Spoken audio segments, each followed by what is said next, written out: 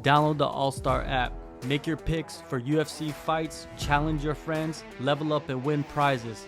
Link in description. Get it now. How did this all come together? You're making your PFL debut.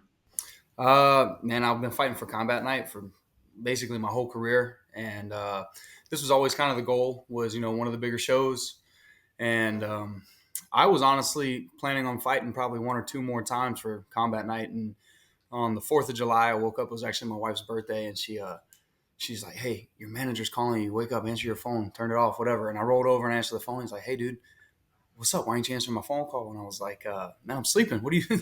It's a holiday." And he goes, "Well, you got a call." So I thought he was kind of messing with me. At first, I was like, "No way, are you serious?" And he said, "Yeah." So I'm still kind of trying to I guess get used to hearing that I'm going to be in the PFL. That's pretty cool. So it's still a shock to me. Yeah, man, it's great to see, man. You've ran the table with Combat Night, so what I mean. Like the proof is in the pudding. They see how action packed you are, and then they give you this opponent. When you watch him, and there's a lot of film on him now because he's pretty much built his amateur career with PFL, and he made his pro debut not too long ago. What do you think of him in the fighting style? I think he's very athletic. He's definitely not a slouch.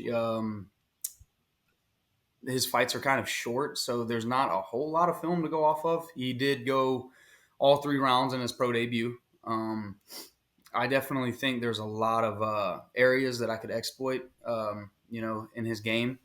But overall, I mean, stud. You know what I mean? He's, like I said, he's super athletic, but athleticism can be beat. Oh, for sure. Right. This is fighting. Fighting. There's so many variables, right? Entering a fight, what I mean? Even before the fight even happens, there's variables that can affect the fight. Like, how have you navigated through all of that? I mean, you've had a pretty good amateur career as well, so it gives you a lot of time to kind of go through the motions, right? I had really good coaches. Anytime I was unsure of something, I always went to them. Right as I turned pro, I actually was introduced to my manager by one of my training partners. Two of my training partners, actually, who are managed by him. One is Kuba Kazuba, or Jakub Kazuba. He's the European lightweight champion. And the other one's Preston Parsons, who's actually fighting in London next weekend on the 27th. And they're both, they've kind of been the head guys in my group, and I've always wanted to, follow in their footsteps. But long story short, yeah, they introduced me to my manager, and anytime I ran into anything, it actually took me a little while because I don't like to bother people, so I try to handle stuff on my own. And he used to get on to me. He's like, "Dude, that's what I'm here for. Just let me come to me. I got you." But I was very fortunate in my coaches and in my manager, being able to navigate through all the camps. And like you said, I've been doing this for a while. I believe Biaggio's only been fighting about 2 years. I've been fighting for 7 or 8, something like that. So a little bit more time under my belt, pick up a few tricks, you know what I mean, on how to deal with certain things. But again, it all just goes back to a great team, great coaches, great manager. Yeah. Well, you mentioned two guys that are veterans and still kind of like climbing up the ranks. The other, what's his name? Jacob. Jacob, right? That's his name, Jacob. Jakub, yeah, yeah, yeah, Yeah, yeah, yeah, yeah, yeah. Jacob. He won the European title, so like, there's a lot there to kind of like, you don't have to do it on your own. What I mean? There's good to have guys like that around. Um, like in your amateur career, right? Were you in the military at that time as well? Like, were you balancing that together? No, I started training. I started training when I was really young. I think I was about 12 or 13, and then I joined the army right when I turned 17. And I trained a little bit there, but between deploying and stuff like that, and everything kind of got out of it. But as soon as I got out, I got right back into the gym, got right back into training, and I think I fought about a year after I got back into training. So, but yeah, no, I was already out. How was that time in the military, man? Everybody has different experiences. It all depends on where you're stationed and where you're deployed and what kind of unit you're in. What about you? What was your background? Um, so I was stationed in Fort Carson, Colorado. I was a part of a rapid deploying unit, and we would go to Afghanistan and stuff like that. But yeah, it was great. It was a great experience. I wanted to spend more time there, but life happens. You know what I mean? And it just wasn't in the cards for me. But it was fun while it lasted. Was fighting always in your mind? Like, cause I've met a few guys that were deployed that were trying to balance a fight career with being in the military, and most guys they couldn't do it because the military is just so demanding. But there were a few guys that did, you know what I Mhm. mean, when they had the opportunity. Was that always in your mind, like when you're getting deployed and like you'd see fighting on TV? I mean, it was something I was very, very passionate about. Something I always knew that I would kind of circle back to, but I kind of lost the not really the drive to train, just the time. Right, being in the military, they kind of control your life.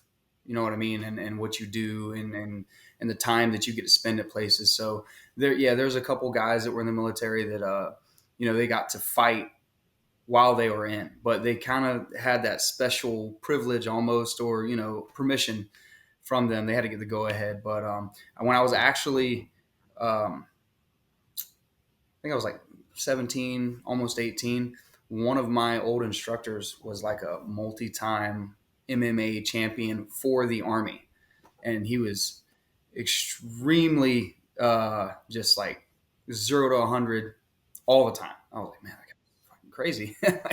But it was cool having him around because we would kind of talk about stuff, like I trained before the military, and he just kind of kept me motivated a little bit while I was in there to not just stop completely. Nice. And you know you get back into the room training. Gracie Baja, is that somewhere that you recently, like, did you move over with Preston, or were you already at Gracie Baja in Jacksonville?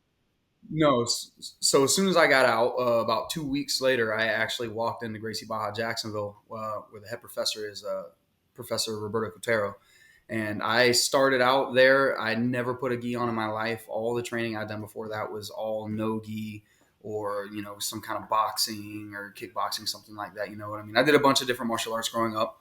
Um, I never threw a gi on. I walked in there and I was like, man, none of these dudes are going to touch me.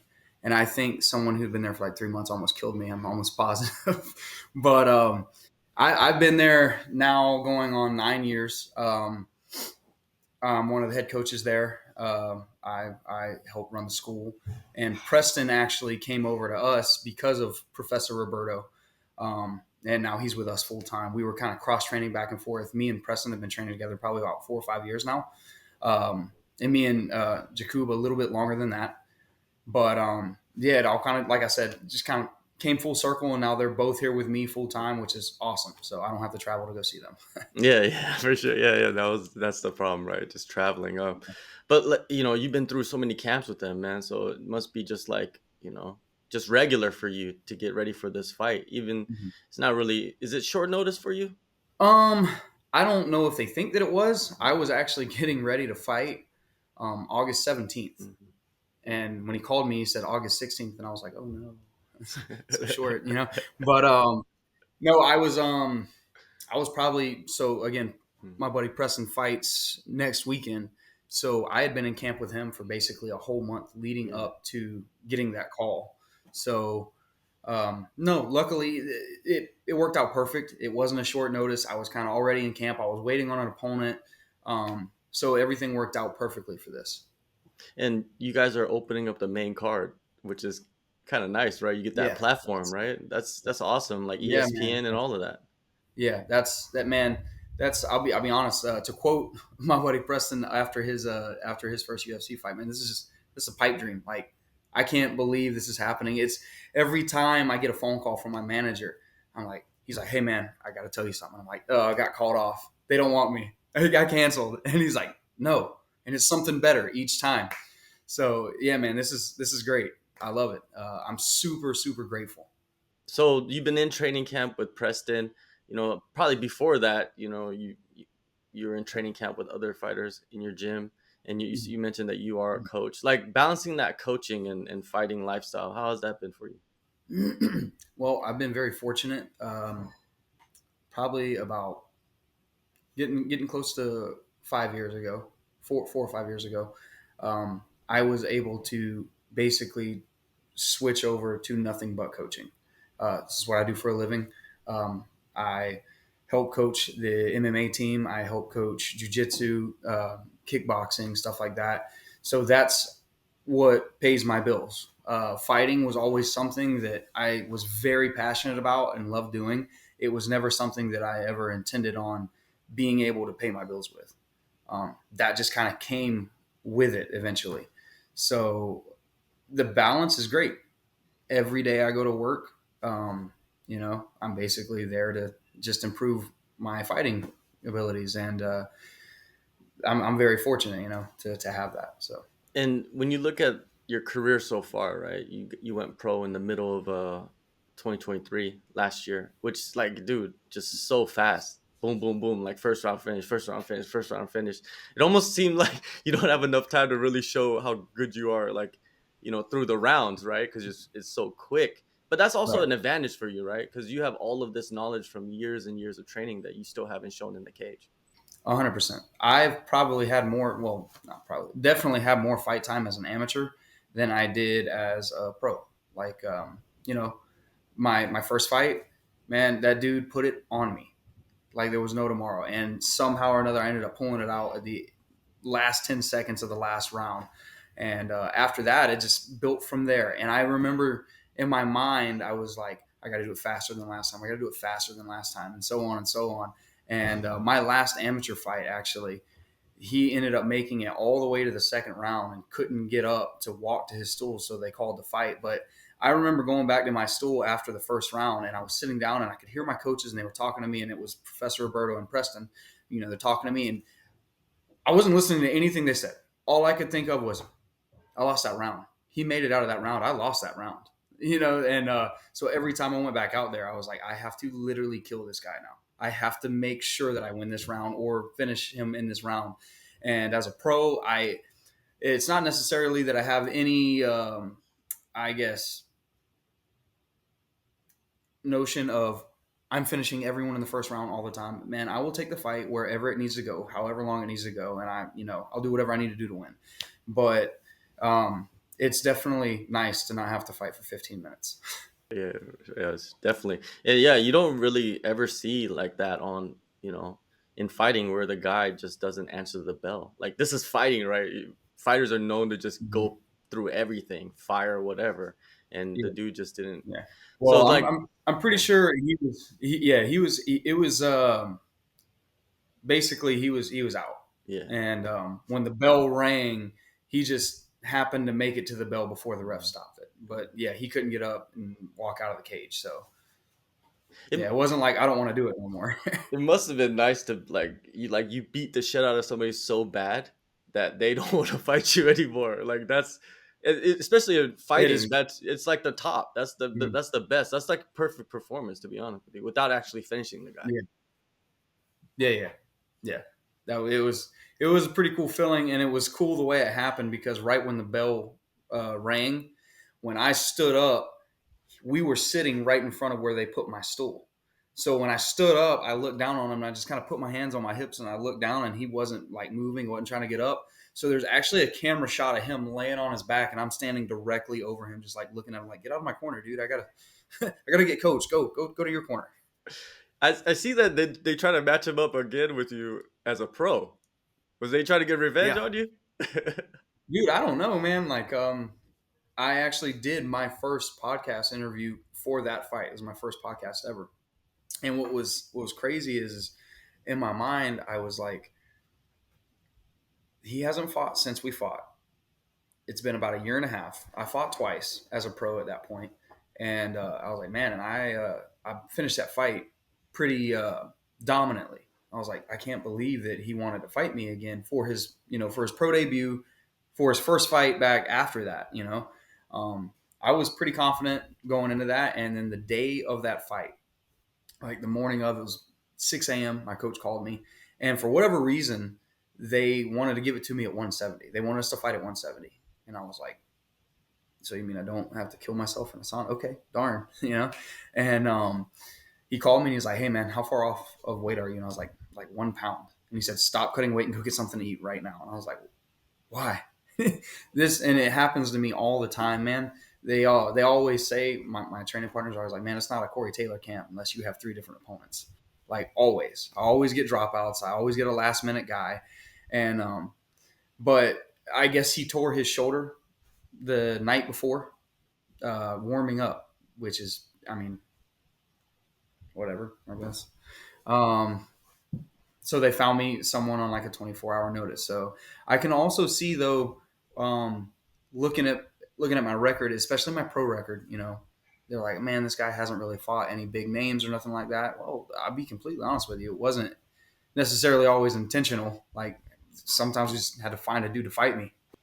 I think you got to look at it as, you're really early in your career. So you're fighting guys that all have more fights than you. Like, that's what's important. You want to fight the more experienced guys. Yeah. Like, there is no big names in the regional scene, really, right? To be honest. Exactly. You got some really promising up and comers and stuff like that, and prospects and everything for sure. And I was expecting to have to fight 1 or 2 more times before getting a call. So this is definitely, it's a blessing. I'm so grateful. This is the cherry on top, huh? This is the cherry man, yeah. Don't have to get punched in the face anymore to get signed with somebody else. Fantastic. Yeah, for sure, man, for sure. Yeah, and it's great that, there is the PFL, a platform on ESPN, kind of like battling against other promotions. Like you could go there and get the exposure that you need. And, you're going to get it, man. Opening the main card. What are your expectations out of yourself in this fight, in your debut? Man, it's just another fight. My coach gave me some really good advice. This is going to be as big as I make it in my mind. You know what I mean? It's huge. This is the biggest platform I've fought on so far. This is this is the biggest name I've fought so far.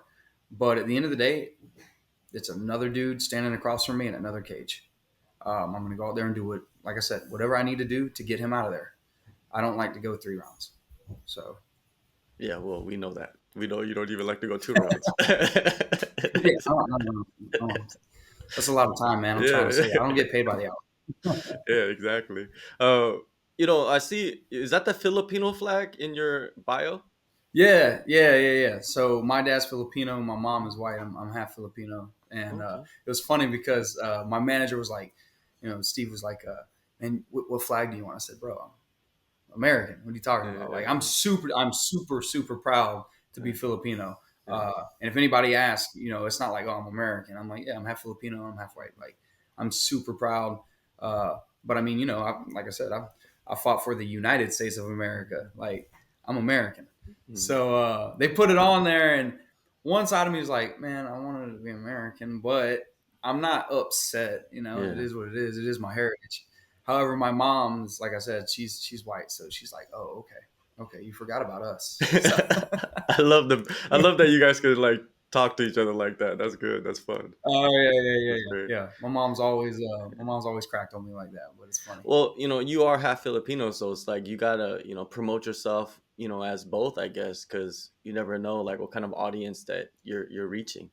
That definitely helps, obviously, with a fan base, man. Like, so I'm half Filipino, obviously, like you said, and down here in Jacksonville, that I'm sure they do everywhere else. They have those group pages, so all the cultures and communities can get together and stuff. So I saw where I got promoted on one of the pages already, like they're promoting the fight, and I was like, dude, that is so cool, But my wife is she's full-blooded Mexican. She's first generation American. She was born here, and but like I have her whole side of the family that shows me so much support and love. So like I have America, obviously, we're all as one. But then I got like the Filipino culture behind me, and then I got some of the Mexican culture behind me a little bit. They're all cheering me on, so that's awesome. Yeah, Mexicans, dude, they love fighting, and Filipinos, they love fighting as well. Like if you could get those 2 demographics behind you to push you, that's major, man. That's big. Oh yeah, Yeah, for sure, for sure. I love it. I love it. You know, it's funny. A lot of my friends kind of pick on me a little bit because I got my third kid on the way, but I have a 7-year-old boy, and both him and my daughter's 4, have both done jujitsu since they were 3. They've been in the gym with me every day since they were born.